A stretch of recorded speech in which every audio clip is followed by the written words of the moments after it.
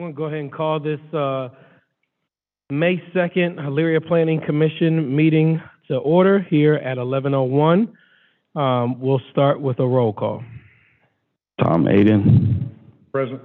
Sam Battle, Present. Barry Hubbard, Jim Onderko, Present. Dawn Calvert, Present. Derek Tedrow, Present. Mayor Whitfield. Present. So we do have a quorum today, but we do not have our full membership here.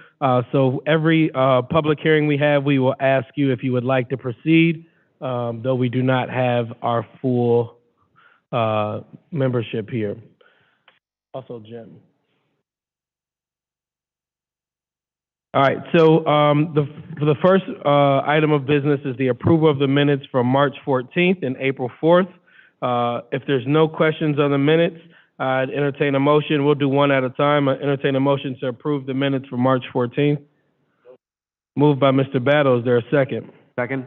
Second by Mr. Onderko. Any further discussion? Hearing none, all those in favor, please say aye. Aye. Those opposed, nay. Motion carries. Next, we have the minutes from the April 4th, 2023 meeting. Is there any questions? If not, I'll entertain a motion to approve the minutes from April 4th, 2023. Moved by Mr. Battle, second by Mr. Aiden. Any further discussion?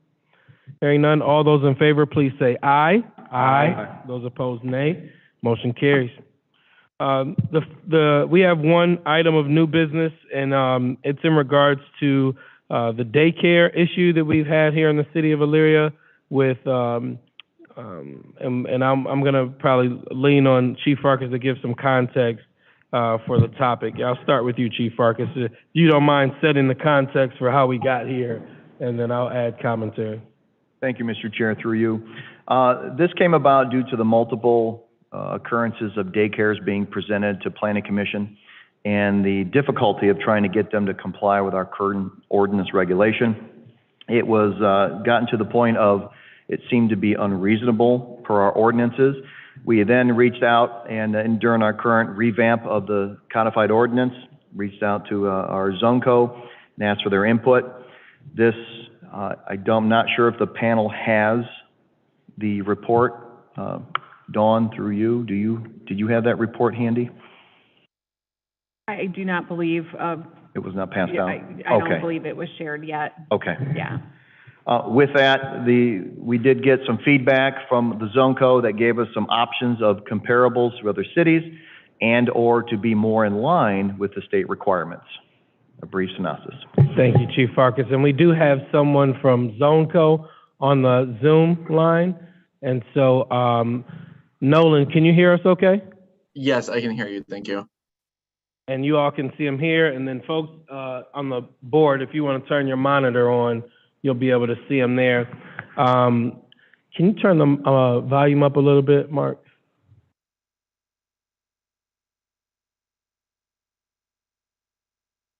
All right, Nolan, can you do a mic check again?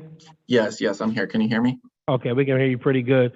So Nolan is a part of a group called ZoneCo that we've been working with on our comprehensive land use plan to really create a master plan for the city. And one of our priorities in that has been certain topics we want to address before the whole plan is done. And this is one of those topics around child care in the city of Elyria.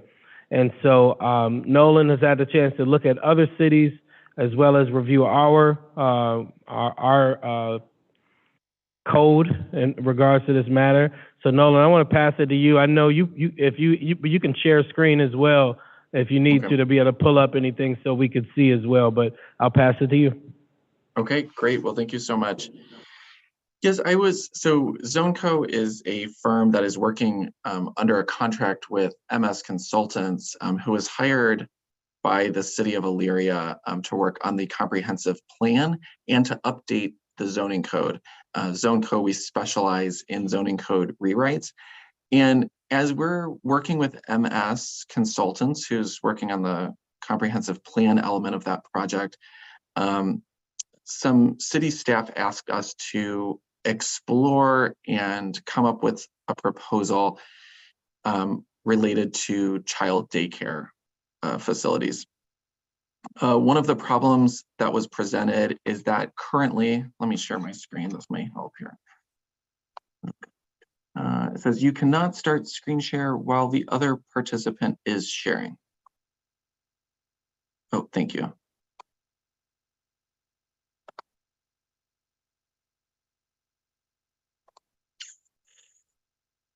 Okay, I'm gonna make this bigger for you. I'll zoom in here.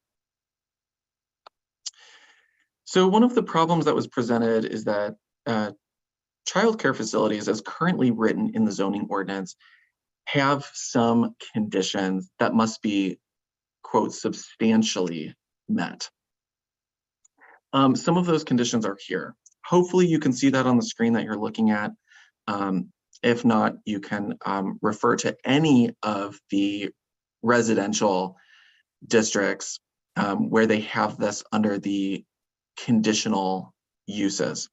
So a childcare facility is listed as a conditional use. And in all of those, when deciding whether or not that conditional use shall be approved, the Planning Commission must see that the following are substantially met. Minimum lot area should be 30,000 square feet. Minimum lot frontage shall be 175 feet. The minimum building setbacks shall be 50 feet from the front, side, and rear, et cetera, et cetera.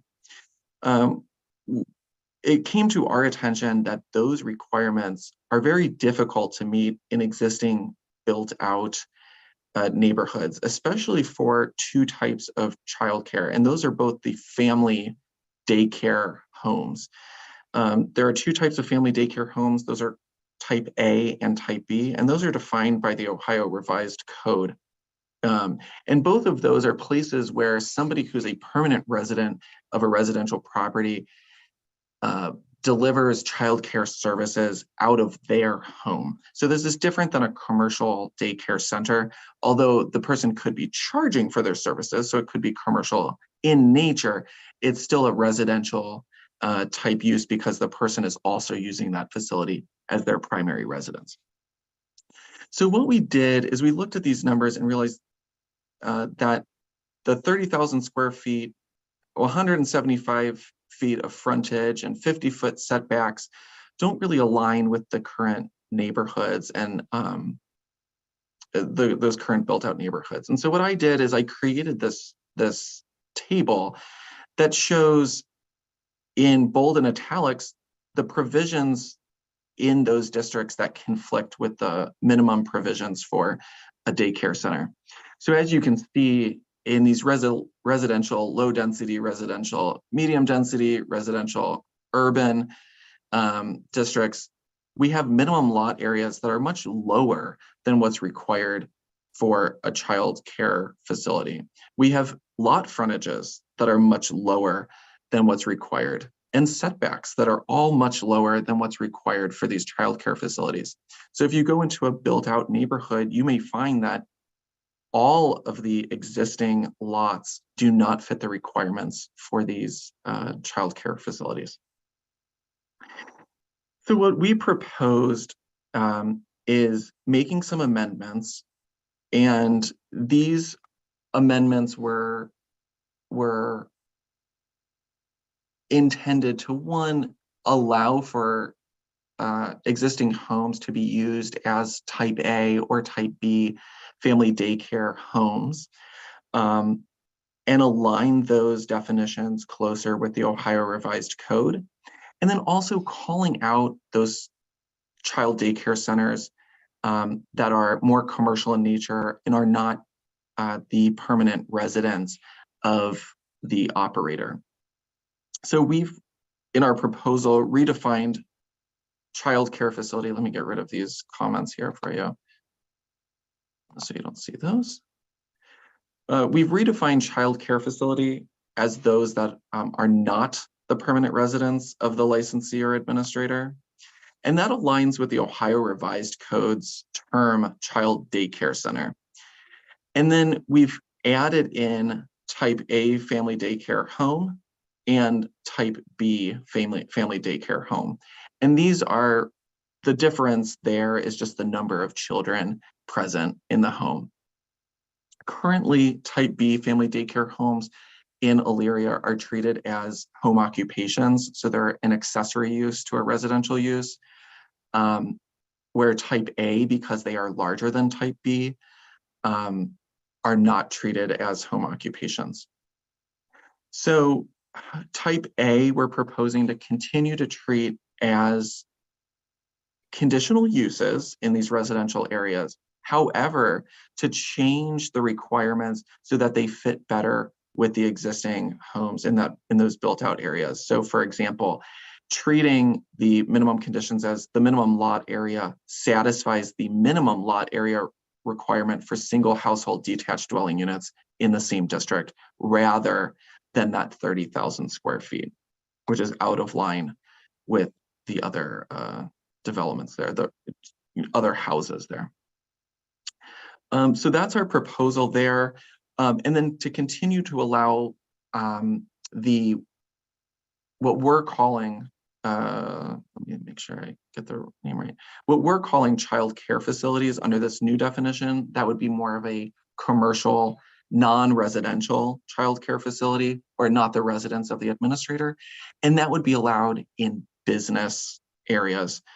So currently that's, I believe, BD, BM, and one of the other business districts where that's currently allowed. So we're not changing where those would be permitted. So that's a little synopsis of this project, and I'd be happy to answer any questions that you have on this.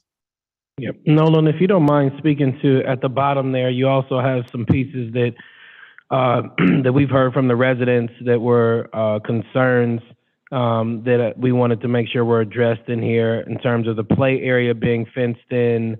So those three pieces there, if you could speak to those.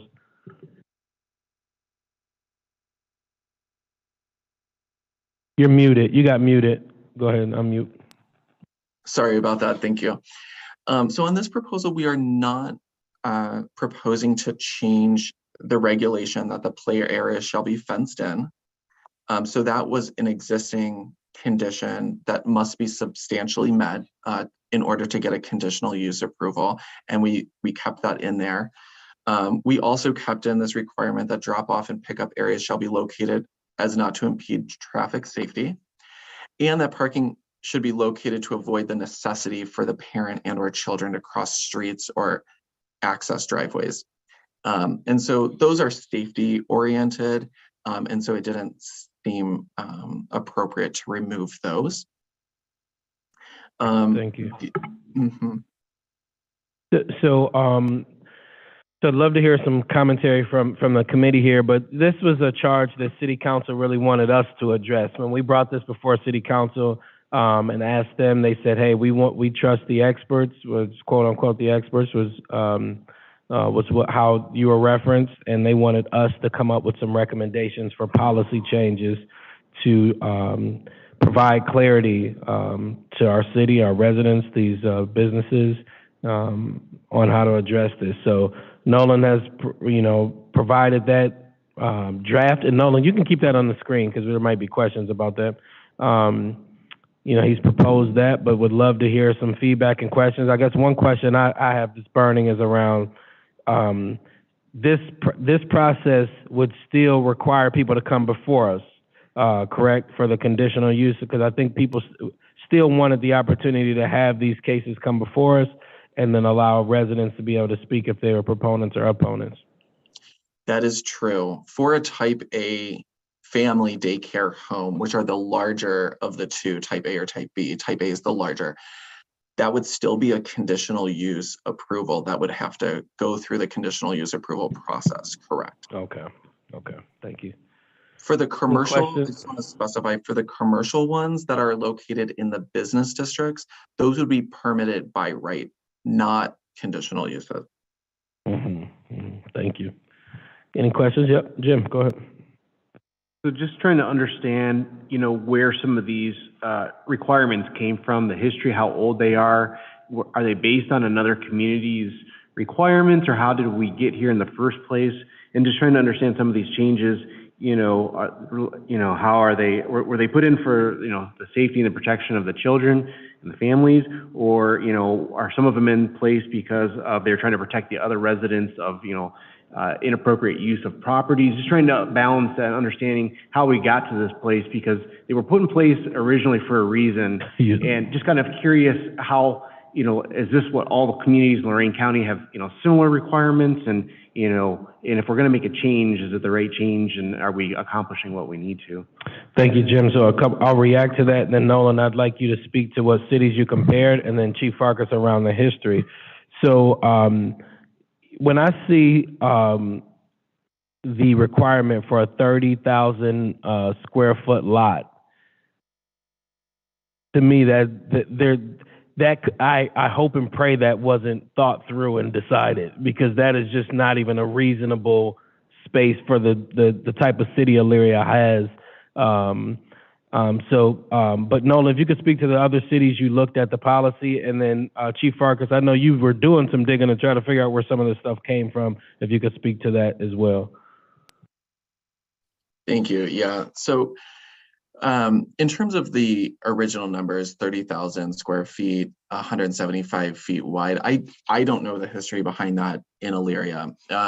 When addressing to change those to the current minimum lot width required for a residence, the current minimum lot area for a residence,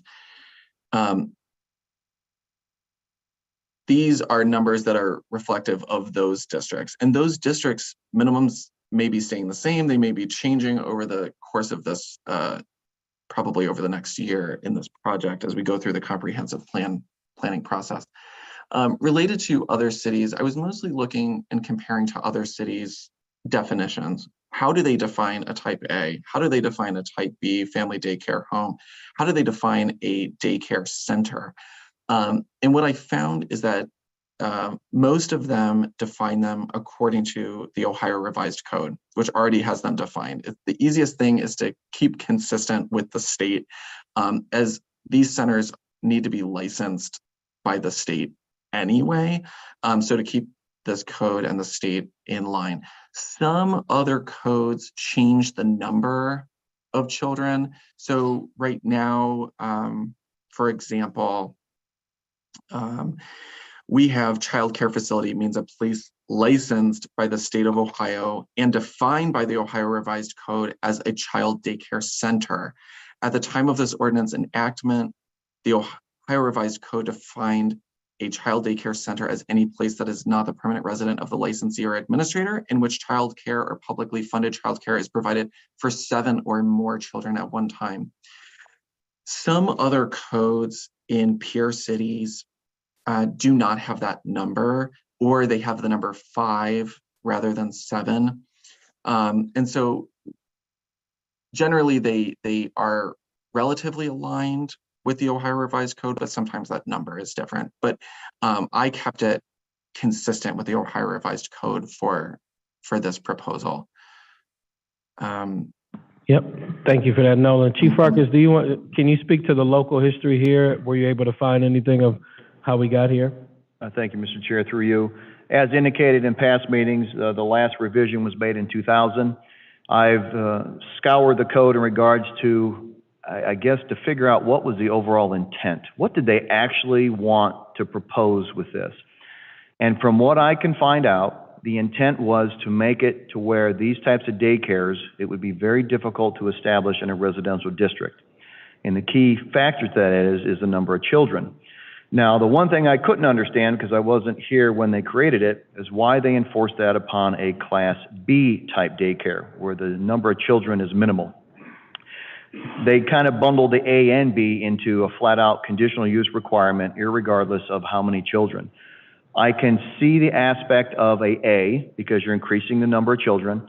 I can see the requirements being a bit excessive, number one being the 30,000 square feet, which tells me the mindset was it's so close to a commercial type atmosphere, they almost didn't want you to do it in a residential district.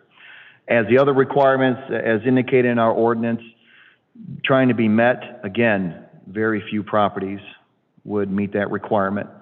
So my overall opinion of this was it was geared to detour daycares in a residential use. And so, I got like a couple questions to follow up, but they don't have to necessarily have them here. But, you know, like, were you able to review the minutes from those meetings and to look at what the discussion was to kind of glean from that? No, sir. I reached out to the clerk's office. I have not yet received that, as we kind of pushed this through really quickly. No worries, no worries, no worries. Other thoughts from the committee? Yeah, Mr. Aiden. So to me, it seems like, and I think at least I was in agreement with that the Class B and 30,000 square feet was not appropriate. But it seems to me like now we're really not differentiating much between the A and the B. With the lot lines just being what the minimum lot size requirements were for those different zoning districts. So to me, it seems like we're doing pretty good for B, but I don't think there's enough restrictions or enough other information for a Class A. Thank you, Mr. Aiden. Any other thoughts? Mr. Chair, Yes, if I may. As proposed by Nolan in regards to the requirements for the current residential low-density, medium-density lot regulations, we may get some daycares that come before us that are existing non-conforming, which means their lots are not 75 feet wide, they may be 40 feet wide. So they won't meet that stipulation as proposed, and that's where the Planning Commission will weigh, again, does it sort of substantially meet what we're trying to regulate? I think with this proposal, it would be more apt to be yes, because it would actually fall in line with the current regulations if we have an existing lot that's 40 feet wide and the code says it has to be 70 feet wide. That's much, much closer than having to be 150 feet wide. So I think it's a good trade-off. Yeah. So what I think we should do, and I'm willing to hear feedback from others, is give you all a chance to chew on this. We'll get this document to you all so you can chew on it, and then at the next meeting, have some decision-making time. But give you all, we wanted to have Nolan here, have the initial discussion, and then bring it back to you all for a decision. Mr. Aiden? And there's just one other question on that. So he reiterated what other communities were doing with the A and the B and such, but did they also tie that into the minimum lot requirement in those different zoning districts? Nolan, you want to answer that? Yeah, If you understand yeah, what I'm asking. correct. Yeah, and that varies. So, of course, a type A and a type B need to be in residential areas or areas at least that facilitate residences, as they're used as the residence of the administrator or operator. And typically what we see is permitted uses, and again, type A here is proposed to be conditional, not permitted. All of the permitted uses in a district have the same minimum lot areas, same setback requirements, etc. So if it was permitted as any other, yes.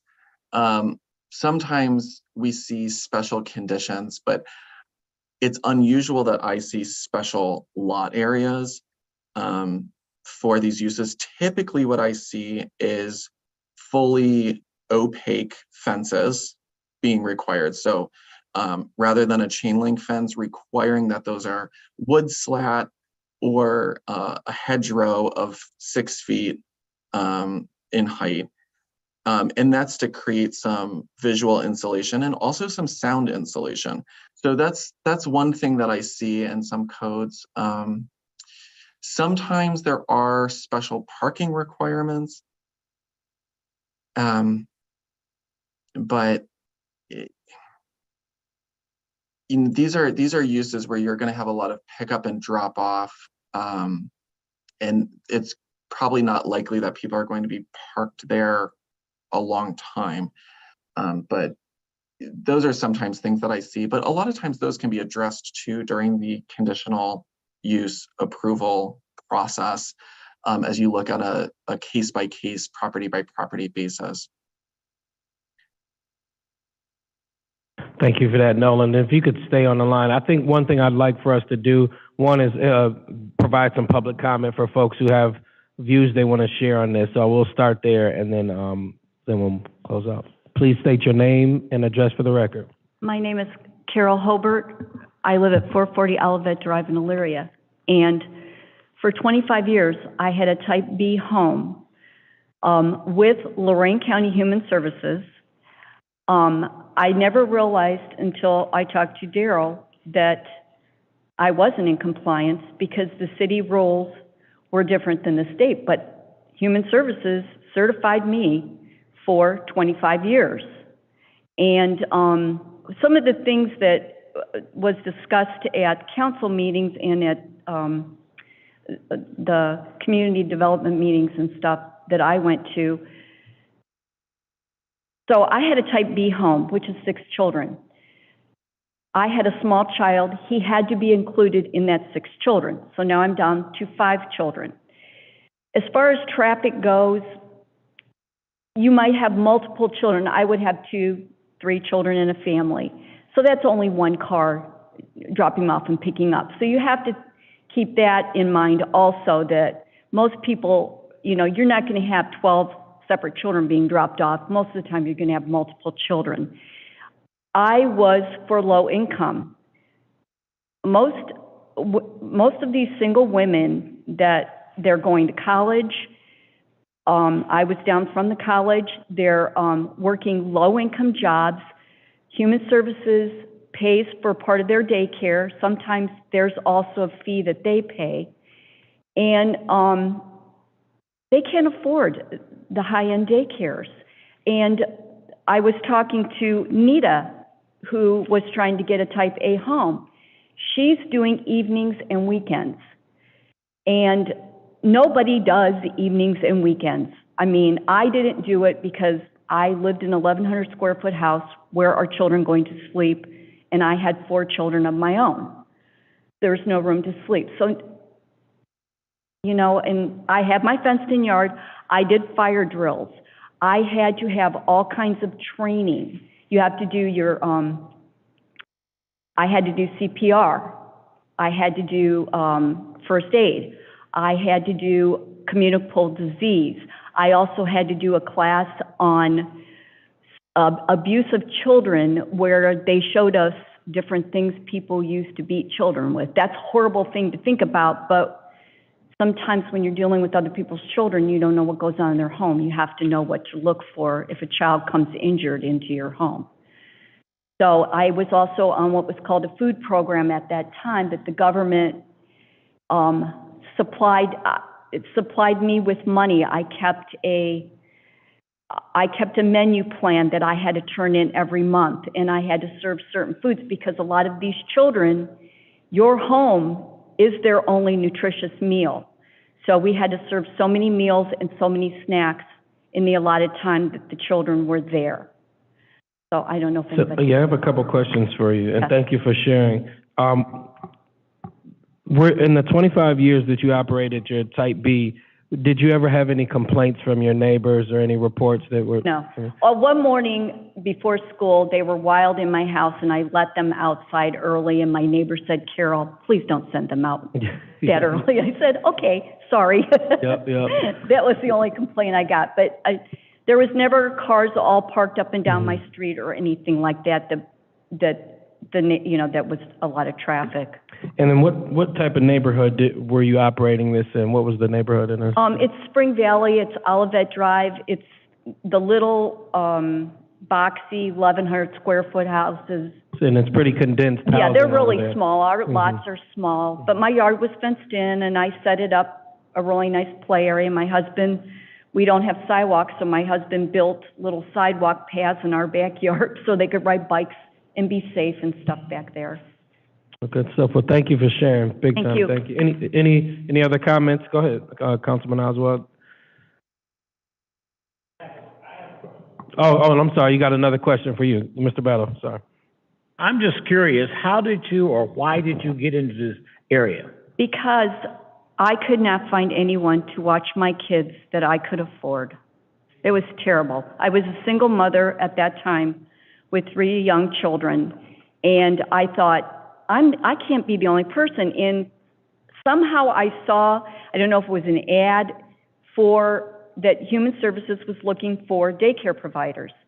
And I signed up, I did all their training that they needed, and that's how my daycare started. Back then, believe it or not, I made $7.50 a day per child. That was back in the 80s. And we slowly increased as time went on. You know, so I still worked a second job, but at least my first job, which was going to be the daycare, I stayed home with my kids. That's how I ended up doing it. Awesome. And any other questions for her? I'm sorry. All right, thank you. All right, Councilman Oswald, state your name and address for the record. Kenny Oswald, 237 Pepperdine Drive, Elyria. And thank you, Mr. Chair, for letting me speak. I've been trying to stay up on a little bit more of these things, and I guess what I was hoping from Nolan was for him to maybe come back and say, okay, this city has 20,000 square feet as compared to 30,000 or 100. So what I've been thinking of is sometimes people can't realize what 30,000 square foot is, okay? So 30,000 square feet would be, what, 100 times 300 square feet. So 100 foot wide by 300 foot deep. That's 30,000. That's a huge lot. So that is not a residential area. That's more like a country, urban. Okay. So my thoughts were maybe bringing it down to maybe 100 foot wide by 150 foot deep.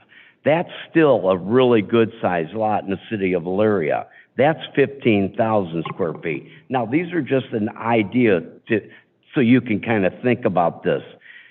Your setback is how far your house sits off the road. You know, the reason being is if the kids are out and the setback is maybe 20 feet, they're close to the road, so it's a safety issue. So the setback is an important issue. Another thing that possibly you could start pondering is they come up with the number 6 and the number 12. Is that a good number? Do we maybe keep it at 8 and then that way and keep the requirements about the same? That way that we don't have to keep coming back for most of the people that aren't doing the 12. It's just something to think about. And do we have something in place that, because from right now, we may have people that are running on a Class B and they're not even registered that it's a Class B. So then they go after a Class A. So should there be something in place, which maybe there is, that before they have a Class A or go after that, they have to show that they've been registered as a Class B. I don't know if that is in place or not. And I guess the thing is that we want these issues to be a little bit close to being conforming so that when it comes to council, we can give the blessing of what your committee is telling us to do.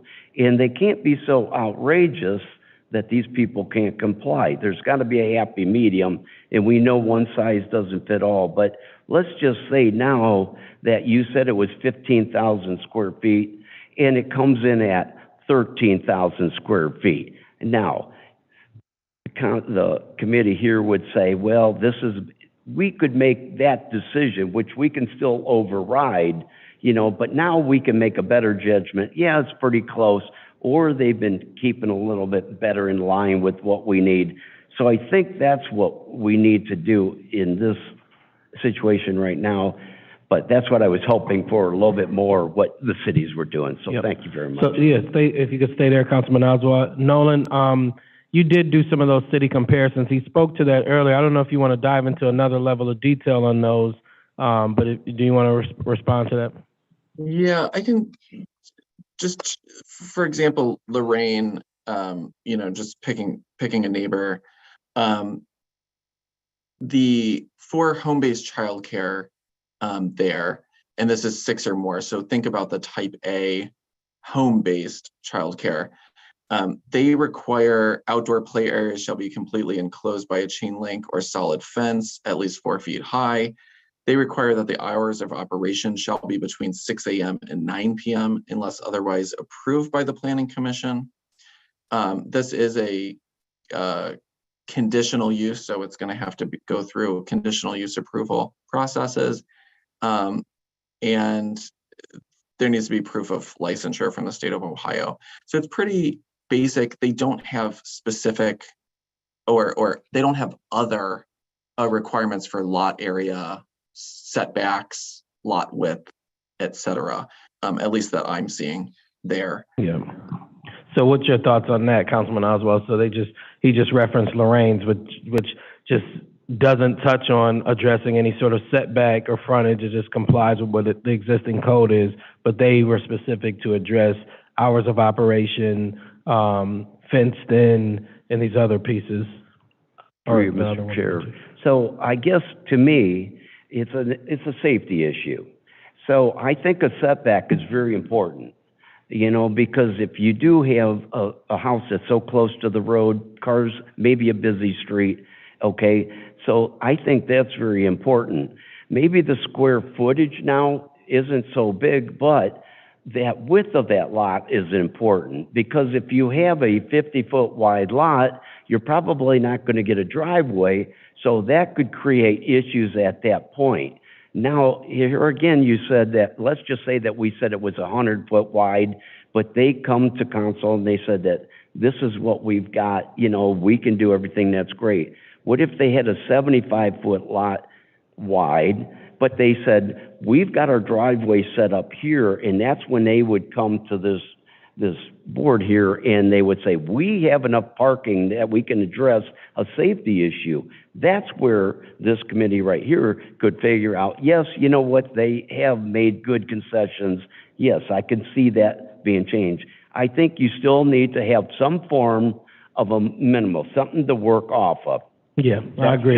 That's just my opinion. Thank you for that, Council. I do agree that we need to have some sort of minimum threshold that makes sense. The other piece you mentioned was around the type B, and correct me if I'm wrong, Nolan, what we're proposing is that we would not add any additional burden to the type B childcare in our proposed amendment, because as you've heard, people have been operating for 25 years and never knew that was even a thing that they needed to come to us for. And so we think it's one of those things that we should just address the code and make it so that, am I correct in that, Nolan, that that's the recommendation? Right. In this proposal, I did not make changes to the allowability of a type B family daycare home. Currently, those are considered home occupations, I believe. And again, I think one of the big factors in this is the state regulation. And I think I like that in our language we're saying, you know, these folks have to be licensed by the state, because there's a lot of requirements they have to follow already, even to be able to be licensed. Through you, Mr. Chair, again. And I guess my final bit is that if they go for Class A, is there any repercussion that we have as a city through legal rights to take away their license if they're not in compliance, or if they're getting too many complaints? Do we have a safeguard in case we allow this and things are turning bad?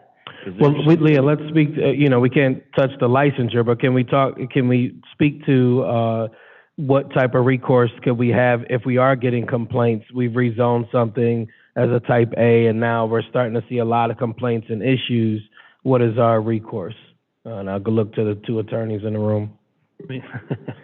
My thought would be, when you put the new ordinance together, that there be a mechanism, because there has to be a quid pro quo. One person may say one thing, you have a neighbor who doesn't like you, so they just make up issues. Yet there also could be a daycare center that's violating what the requirements are. I think there should be something in the code that says, with a due process, with a fair hearing, that there can be the ability to revoke that if it's a conditional use. Now, if it's not a conditional use, it's just a regular violation of our building codes that would go through the court. So I think something and Eric may want to add something to that, but that's how I look at this, is you have to have some type of mechanism in place to deal with issues, at least on the larger parties. Yeah, thank you, Mr. Chair. So I agree with you partially, Mr. Taylor, on that. I guess I'm a little confused as to whether we're talking about the current code enforcement or the future. So let me just clarify my thoughts as to each. Currently, the way it is, you're issued a conditional use permit. That is a zoning permit. That is strictly for zoning and no other purpose. So you have to be in compliance with all the zoning regulations in conformance with that permit. Planning Commission can recommend and council can adopt in issuing the conditional use permit any additional conditions and safeguards that either body would recommend. And again, the permit holder would have to be in compliance with those. If they are not, for any reason, then I think the remedy is going to be injunctive relief. It's going to be the city, probably through our office, asking the Court of Common Pleas for an order prohibiting the activity on the premises until the conditions are remedied. That's completely separate from any state-imposed requirements through the licensure process. That's going to be administered or adjudicated administratively, I would think, through Columbus or some branch office. That has nothing to do with the city. The city can impose zoning requirements above and beyond what the state may require for the operation of these facilities. If you're talking about what you're planning on doing, I'll be honest, I was going to come up here and speak to this a little bit anyways. I think that's something that's going to take a lot more consideration than you're going to have over the course of a meeting or two. And I do have concerns about looking at this process when we're in the midst of a comprehensive land use and zoning compilation at this point. And I know Nolan's company is extensively involved in that. If we're looking at this process as part of the public input for the land use component of this, I'm all for it. I think we absolutely need to have these discussions among you and among the public. If we're talking about making changes right now, I don't know if that's going to be on an interim basis or if it's intended to be permanent. I have a lot of questions. I haven't seen the draft legislation yet. I understand it's been up on the screen, and I understand that, well, we're going to have to be involved. My office is going to have to be involved when this goes to council. So I'm going to want to review that extensively, first of all. Second of all, these conditional use permits, I don't know what they're going to look like under the revised zoning code. I mean, the idea here, I think, and I don't know how far along Nolan is, I haven't gotten any updates, but my thought was always this is basically going to be a tear down rebuild on the zoning code. It may look entirely differently. The conditional use permit process may look entirely different. You know, we have RMD, RLD, RMHL, all of these residential zoning districts, they may look completely different when this is all said and done. So are you guys looking, and I'm just asking the question now because I haven't been involved that extensively, but I would like to know, and I'd like you to think about when you're looking at this, are you looking at this comprehensively? The whole idea of a comprehensive land use and zoning update is that it's cohesive. When this zoning code was originally enacted, I'm sure, I hope, it was a lot more cohesive than it is today. And why is that? Because we've been pulling these threads over the course of 30 years. And we're talking about pulling a really big thread at this point, and that gives me a lot of pause at this point. I understand something needs to be done, but something is being done because we're going through this process, and it does take some time. But it's been 30 or 40 years since we've really done it. So I personally, I'd rather do it right. I'd rather take an extra 6 or 12 months and get all of that input and do it comprehensively. I guess what I'm saying is, if you're looking at this as public input as to this one component of this process, I'm all for it. If you're looking at making an actual change to the zoning code right now to accommodate some of these type A child care centers, I would suggest that this is not the time. All right, thank you, thank you. Mr. Mayor, I would like to just add one thing. If we don't do it the way Eric suggested, the problem is going to be also if we're trying to do this quickly for 5 months, what we do in 5 months is then going to change for everybody else that comes in front of us the following year. So you're going to cause, either a rush or people saying, why did this happen last year but not this year? So I think a comprehensive approach is correct versus trying to get this through council in June or July, knowing that the rules are going to change when Nathan and everybody finishes theirs. I concur. I don't see the benefit of doing this for a 3 or 4 month period, and then none of these things may apply depending on what the overall comprehensive plan is. Can you come back up? So one of the thoughts I just have, and I really appreciate that input. So one of the thoughts I do have, though, is I'd love to hear your reaction to what if, we just had this really rich dialogue about, changing the ordinance. But I think a part of, two of the type A's that we've approved have been like 10,000 square foot lots. One of them was 12,000 square foot. So we've approved, we've used our discretion in the existing code to allow for several of them to come. How do we get to a place, I guess, as a commission? I'm interested in your thoughts on this. All right, so say we say, all right, we're not going to propose changing the code right now because we're doing this comprehensive thing, but we have people who are coming right now who want to do type A's, and we've just had this thoughtful conversation, and we believe in the future the policy will be adjusted, but in the meantime, let's go ahead and approve these folks the way they are, but not touch the code. Your thoughts on that? Sure. Thanks, Mr. Chairman. I would say to that you do have the ability to do that now. You have a certain amount of discretion in the code, and I don't have the language exactly in front of me, but I can paraphrase a little bit what I remember it saying, and that is the Planning Commission and Council have found after examination of the facts and circumstances that these conditions substantially exist. Okay, that is a key phrase that gives you a certain amount of subjectivity. That means that you can look at these factors, and it's more than just the 30,000 square feet. You have to look at them comprehensively. I'm going to keep using the word comprehensively. But if I'm you, and I'm not, I don't get to substitute my judgment for you, nor do I want to, but I would advise my client, counsel, to look at these and say, look at each one of these factors as a group together and decide whether you think that substantially these factors are close to being in conformance, okay?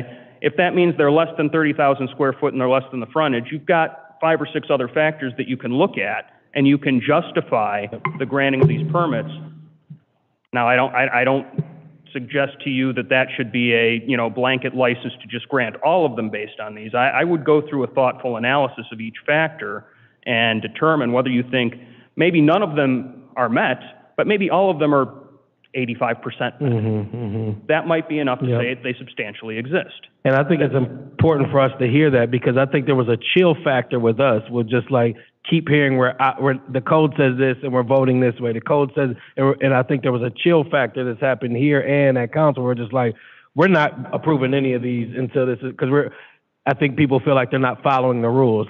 By approving this, we're not following the rules. And I think we need to hear that, hey, we have the discretion to look at these on a case-by-case basis, knowing that we're going to address this from a policy standpoint long-term, but we have the discretion to be able to make some of these decisions, and we shouldn't feel, I think based on the analysis, I don't think we should feel guilty or I think we should look at it comprehensively every time, but we shouldn't feel like we can't do that. I agree with that, Mayor, and thank you, but I would also caution you to be very thoughtful and rational in that analysis. I mean, yes, you have discretion, and yes, you can justify your decision based on those factors, but I would be very careful, in making sure that your decision is rationally related to the outcome of each of those determinations on those factors. Yep, thank you. And I think we've done that. With the ones we have approved, we've always asked the neighbor feedback, the fenced in, what hours of operation. So this has been a good dialogue. I think that, we need to put some sort of communication back to the council folks,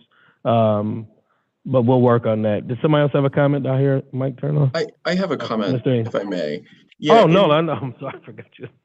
Related to the discretion, one thing that I advise you to think about as a whole is that while discretion can be good and it allows you to look at nuances of particular situations and one-offs, it does create an environment that is less predictable and more risky. So if you were a small business person or whatever, and you were thinking about going into daycare services, having a regulation that has discretion built in means that there's a little bit less predictability about whether or not you are going to receive a permit.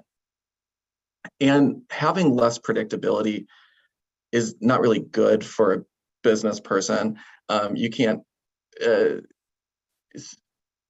knowing that you're going to get a permit or knowing that you're not going to get a permit may be maybe better. So just something to think about. Zoning Sure. codes, of course, are always trying to get that perfect balance of predictability with flexibility. And so it's something that we constantly struggle with and we're constantly challenged by, but there is a downside to flexibility. So Nolan, I think that's echoes the reason why we need to be diligent on doing this comprehensive land use plan the right way. Like, because all these things will get addressed. And I think for the residents out there, we need y'all to get involved in this comprehensive land use plan so that we can create that predictability. And that's the whole purpose of the comprehensive land use plan, is getting there. So again, just want to encourage the residents, please, and staff, everybody, please get involved. Fill out the survey, ourelyria.com, get really involved in that so we can address that. And then Mr. Aiden, then we'll move on to the next I agenda. just wanted to say that I agree a lot with the councilman on his comments on reducing size. And I thought A and B, there's a big difference between A and B, and I think that it should be treated a big difference. And I think the B is wonderful. I got to commend the lady that's been doing this these years. But I think, again, between 6 and 12, it's a difference. It's a difference to the neighborhood. It's a difference. So I think it should be treated a little differently, and not just bringing it back for us to go, yeah, you can do it, or no, you can't do it. I just think in the code, it needs to be spelled out a little better. Good stuff, good stuff. Go ahead, comment here, please. I'll just make a quick one. I think like both our legal counsel is telling us, we need to do it right, get both parts together. And the part about the requirements and things, I'm not going to put words into his mouth, but I'm sure Mr. Farkas over here is cringing right now, because his job to come to this meeting is to say what it says in the books, and then you guys do it. So this is when you start. So we still have that capability, but he's going to be cringing over there. Sure. Thank you, everyone. Well, I appreciate it. And I think to Chief Farkas, I think a part of what we'll try to do is, respect the integrity that you have to operate within in black and white. And then I think we just have to recognize there's this discretion between us to make other recommendations that may not align with the exact code. But Nolan, thank you for joining us for the discussion. If there's no other questions for him, I'll move to the next agenda item, or any more discussion on the topic. Okay. All right. Thank you, Nolan. Thank you so much. Bye. All right. Next, we have some troublemakers here that on the agenda. Our next agenda item is a public hearing for our very own City of Elyria. The Elyria Police Department is requesting a conditional use permit to operate a first responder joint training facility, and also a rezone from the residential medium density to special industrial district. Please state your name and address for the record. Bill Pelko, Chief of Elyria Police Department, 18 West Avenue, Elyria, Ohio. Do you want to give us an overview of the project, Chief?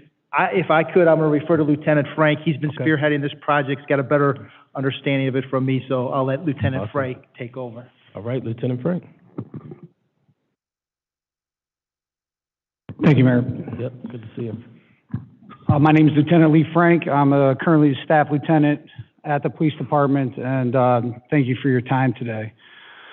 Basically, approximately 3 years ago, maybe 4 years ago, we were approached by the FBI in reference to development of a joint training facility, and whether we would be willing to join in that effort.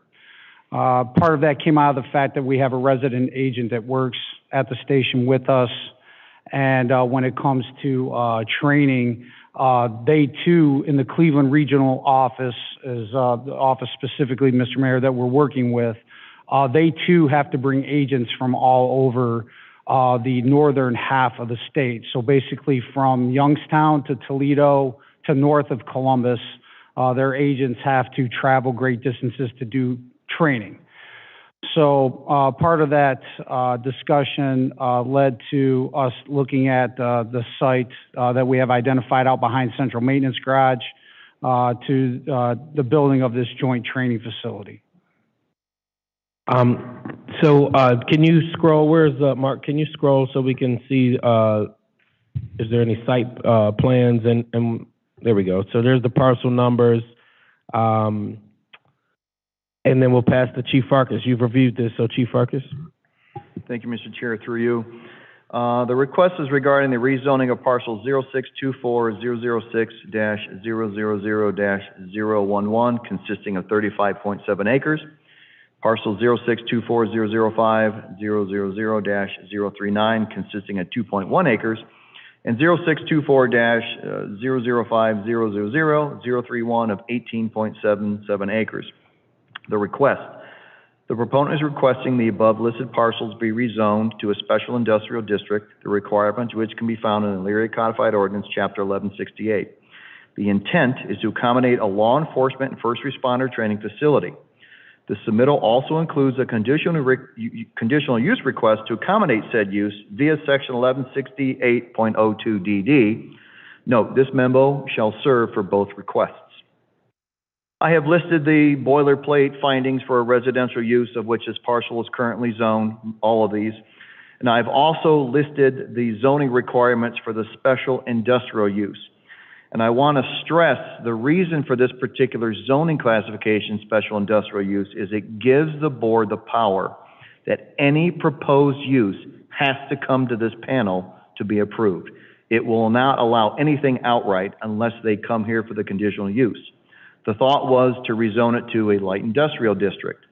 Unfortunately, that light industrial district, if we zoned it, there are specific uses that I can't say no to.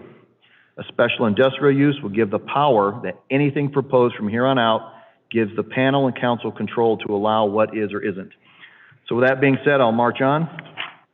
I've listed on page 2 all the conditional uses that are permitted. As you can see, they're pretty drastic. But this particular use request does not fall in with any of the listed uses, so I classified it under the DD, any other use determined by the building inspector to be the same general characteristics. This does fit. It is unique, as it is solely in regards to police officer trainings. It's not open to the public, if I'm not mistaken. That is correct. In regards to the permitted and conditional uses, they do follow suit in regards to most other zoning classifications. I've listed them, all the requirements out of the code for the board's use in regards to setbacks, widths, front yard, rear yard, maximum height requirements, off-street parking, screening, buffering, land use intensity. And I'll jump to my recommendations. For the information provided, the proposed zoning change is a natural transition from the abutting heavy industrial district, HI, east of this site. The remaining abutting residential districts to the north, south, and west are currently open farmland, and with the proposed location of the facility would not adversely affect the area due to the isolated location. The benefit of rezoning these sites to a special industrial district is it would give the city the ability to regulate any future uses of the site as any future use would be required to obtain approval via the conditional use process. If the rezoning of the site is approved, the next step would be obtain a conditional use as per Chapter 1135 of the Codified Ordinance via Section 1168.02 DD, as the proposed use is not listed specifically, but would be of the same general characteristics of the uses listed in this section. Based on the information, I am therefore recommending the petition for the rezoning of the parcels and the conditional use be approved. Thank you, Chief. Is there a way to show a map of this site? So there's just an aerial. Do we already have that? I have, Mr. Chairman. I actually prepared a PowerPoint for today, Good so stuff. can kind of go through the whole facility. Nice, good stuff. There we go. Go ahead and go through your presentation. Yeah, look at our folks. They're All right. ready. Sorry, I got to put on an adjustment here.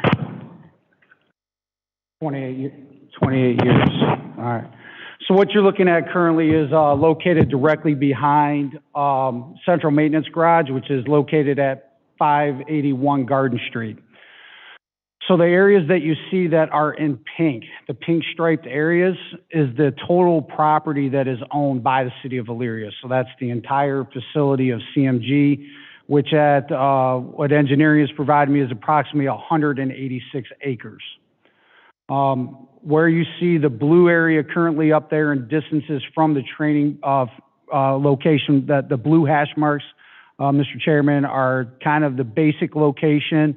The future site could be moved a little further south into the wood line there, directly south. Got a quick question for you. Yes, So sir. those numbers, is that the number of feet away from that? Yes, Yeah, that is okay. correct. So where you see in the blue there, and above that is all on the old landfill. So, that's currently on the old landfill. Where you see directly south of there and south of the, wood line, and I have some other pictures for you, is the farm property parcels that is not currently on the landfill. Next slide, please. So again, this is the same proximity ring that engineering department created for us from the central location of where the main part of the project is. With talks with the FBI, Mr. Chairman, they would like to do a 10-year project overall. That was the initial discussions. That would be done in multiple phases. That would bring in multiple different entities into this facility. And different types of buildings that training could be done in. So that just gives you another kind of idea of where it is. Next slide, please. This is the proposed future project, what you're looking at. So basically, we would develop kind of, for lack of a better term, a small city or neighborhood, basically built with different buildings in the middle of each one of those grids that would house different types of training facilities. So the first part of the project that you see that we've obtained funding for is highlighted in blue. So the light blue is the initial phase 1 portion of the project, which would encompass 3 ranges, a range support building, and that STB is a simunitions training building, which is a 5,000 square foot, 2-level simunitions training where, Mr. Council, we can go in and change the walls around and create different environments for the officers to come in and train in and use simunitions training to develop different types of skills. So why is that important? Where it's important is that you can do static training, as you know, sir, you've participated in some of our trainings, where we just stand static. Where if we create an environment that we make challenging situations for our officers and put them in dynamic situations and train them how to handle those, they respond much better on the street. So that is the nature of what the simunitions training building is. The range support building would be just another classroom, and I'll have a picture of that for you. Some ammunition storage, some gun cleaning areas, and a maintenance area for storing equipment. But phase 1 is strictly in the blue area. Everything you see in the yellow is not on the landfill. So everything that you see there that's highlighted in yellow is not on the landfill. Everything above that would be on the landfill, and everything to the east would be on the landfill. This is just a general mock-up that the FBI had done when we had a range feasibility study done earlier. So basically what you see there is just the range support building, the initial version, a parking lot, 2 flat ranges, and what we call a 180-degree range. Just again, kind of the berms or what would house the ranges are earthen berms. So they'll be anywhere between 30 to 40 feet in height. So it just kind of gives you an idea of what the backstops would look like. Just a picture of a flat range. This is our mock-up of our support building. The reason why we would like to move it, Mr. Chairman, to the farmland after talking with Mr. Farkas and engineering, obviously bringing in utilities, sewer and all that, we do not want to touch the landfill cap or to mess with that. We want to be able to bring those utilities into the facility through the farm property and stay away from the cap and the old landfill.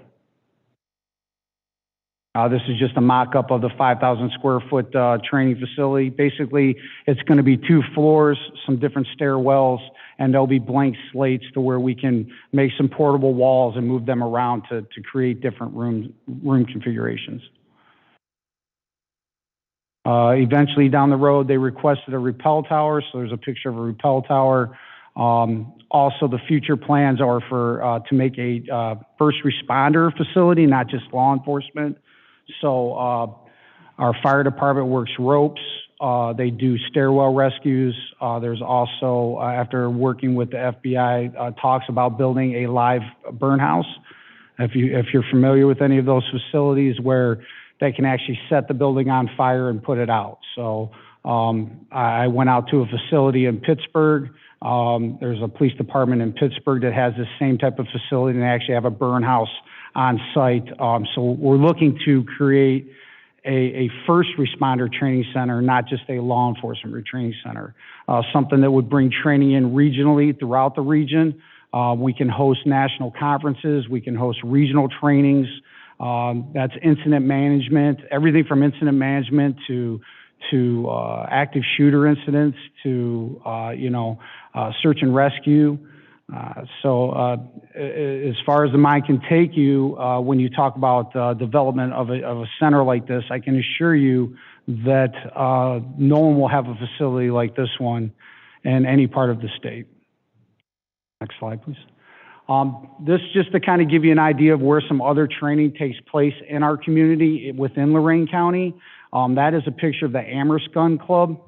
That's where currently the Lorain Police Department trains, and actually in that field just north of there, those are all homes now. There's actually homes that run up behind that location. We did not like locations like that, so we thought using the old landfill and repurposing some of that area that's out there would be a much better fit due to the distance from any residential areas. Next slide, please. This is the Amherst Sportsman Club, again, in close proximity. I'm sorry I don't have the exact distances there for you. It's not to scale. Just an idea of where they train. Next slide, please. This is Avon Lake's current training facility. So the yellow road going north and south is State Route 83. If you're familiar with that area, have ever gone shopping there, and that is directly behind their central maintenance, their maintenance facility. So you can see the very close proximity to residential areas. This is Avon's training facility. This is where Avon PD currently trains any type of range, and that is right behind JCPenney's. So that is in there. So when you go shopping at JCPenney's and Avon, there could possibly be police officers training behind you. So again, just general, I just wanted the commission to kind of see where some other departments are doing training and kind of like the rudimentary, areas that they carve out to do these trainings. This facility is a little bit larger. This is Northern Ohio Tactical Training Center. That's Baumhart Road and Route 2. That facility is an outdoor facility that has 3 or 4 different flat ranges. They also have kind of like on the back side of it, they have a permanent kind of like house that you can like move through. It's all built out of earthen and HESCO barriers. Ours would not have that type of facility because we would move training inside inside our simunitions training facility. But just again, close proximity. And that's kind of a general layout of what we're talking about doing.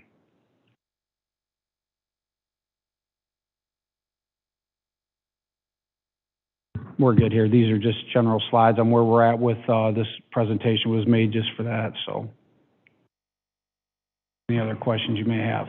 Well, first off, Lieutenant Frank, great job. And this is not only on the presentation, but just the thoughtfulness that's gone into this whole process is super impressive, you know, taking into consideration the residential aspect of it. I love to hear that this is broadened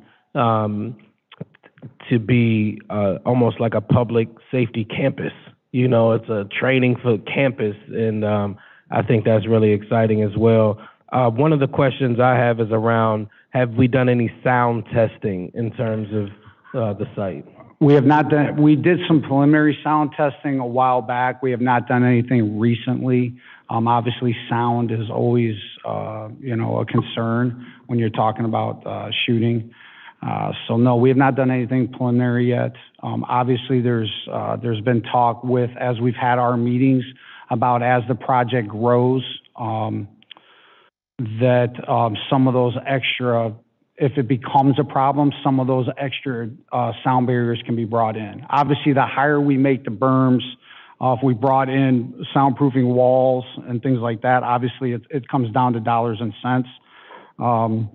Being partnered with the FBI does help us. It gives us that avenue to obtain funds to do those things. But currently, as it sits, it'll just be the earthen mounds that kind of provide the bulk of any sound remediation at this time. Mark, can you go back up to the slide that showed like kind of the proximity to other things as well? And then I think it's like yep, that slide there. First question for you all. We do not have a full board today, but we do have a quorum. Would you like to continue with the public hearing today? Probably should ask you. Yes, sir. All right, thank you. Any proponents? Any other proponents? Any other proponents? Are there any opponents? Any opponents? Any opponents? Okay, any questions from the panel here? Jim, you look like you're reaching for the mic. We just have one issue. The way Mark put it, you have to vote in reverse order. We have to rezone before we can do a conditional use. So we just have to do them in the opposite order or it doesn't make sense. Okay. Jim and then Mr. Aiden. Just a question on the usage. Is there any plan for the hours of operation and days of the week? Obviously training is needed, potentially at any time of day because things happen, but just a general usage, would the residents, know that it's, from 8 a.m. to 8 p.m. or, could there be middle of the Yes, day type? particularly we like to be good neighbors, so that's a great question. Normally our training happens Monday through Friday, anywhere between 9 a.m. and 8 p.m.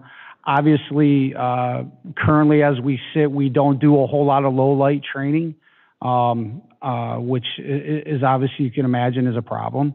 Obviously with the simunitions training facility, we can probably simulate a lot of that inside. So I would anticipate most of our training happening between 9 a.m. and 8 p.m.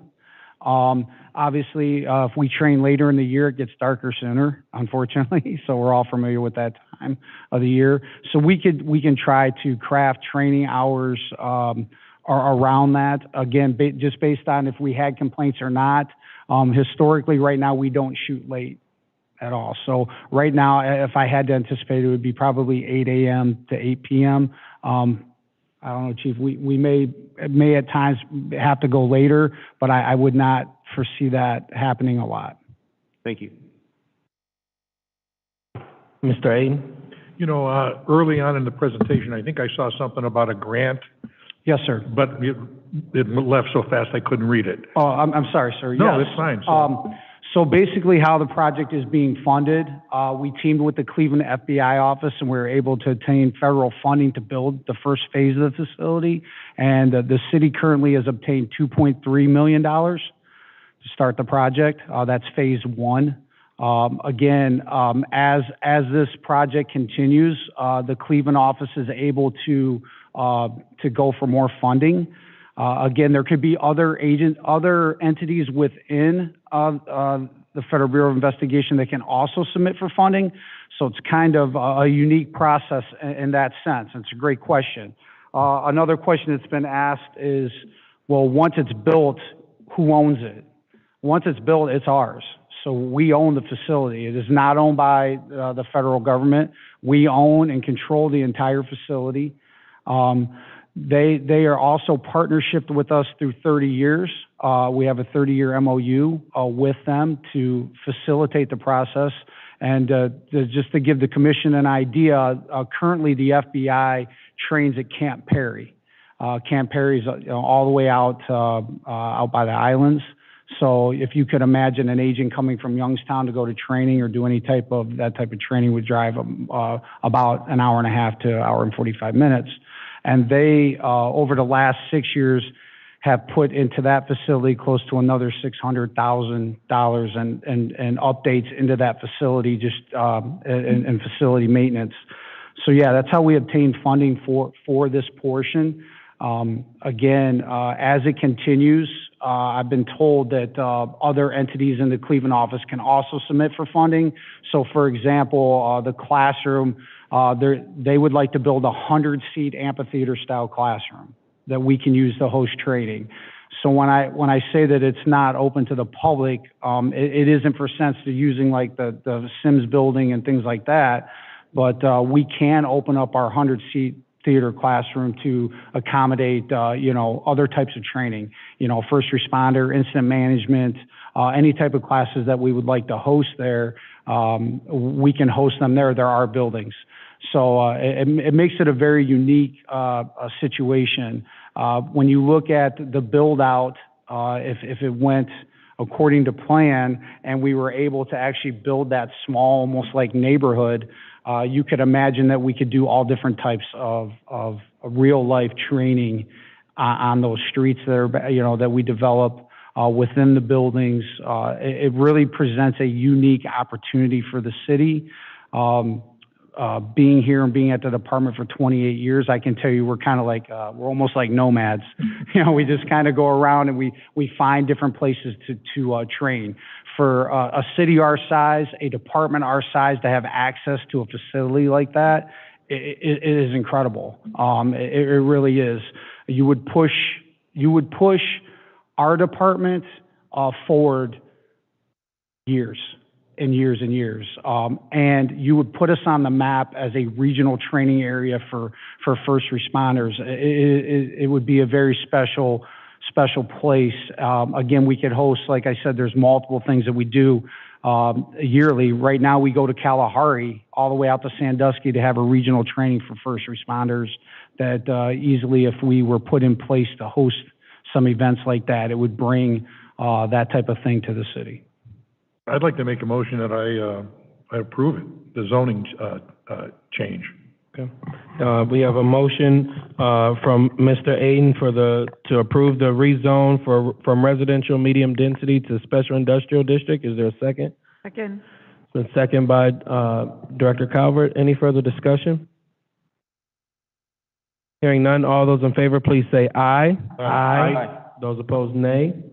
Motion carries.